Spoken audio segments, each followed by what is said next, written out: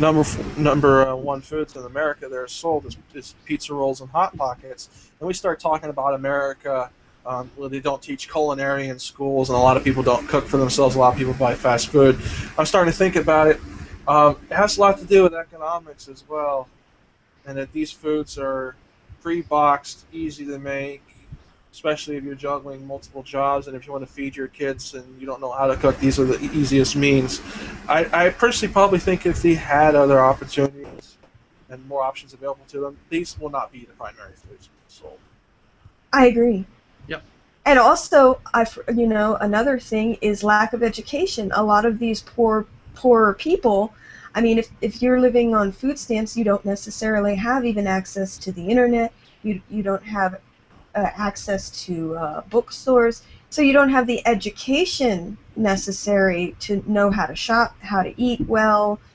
So there are a lot of factors that are keeping these poor people, hungry and malnourished and eating a bunch of crap that is the only thing they can afford or the only thing they can find.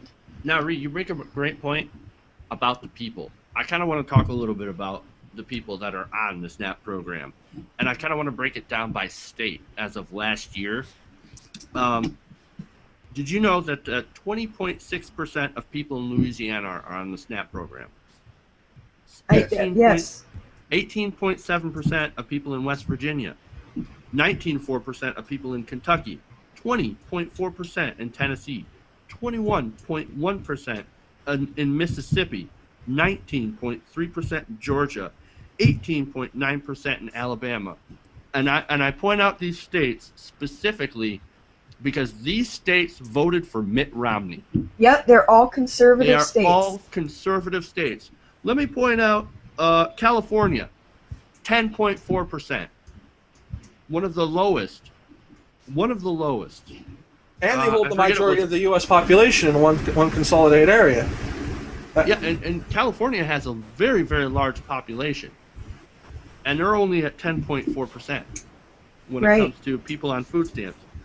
For New York's a little bit higher, 15.7%, 19% in Maine. And I want to point out, just because I live here, 18.5% in Michigan, which is Republican-controlled, although it did vote for Barack Obama and the Democrats in 2012. So I really wanted to be able to point all of that out.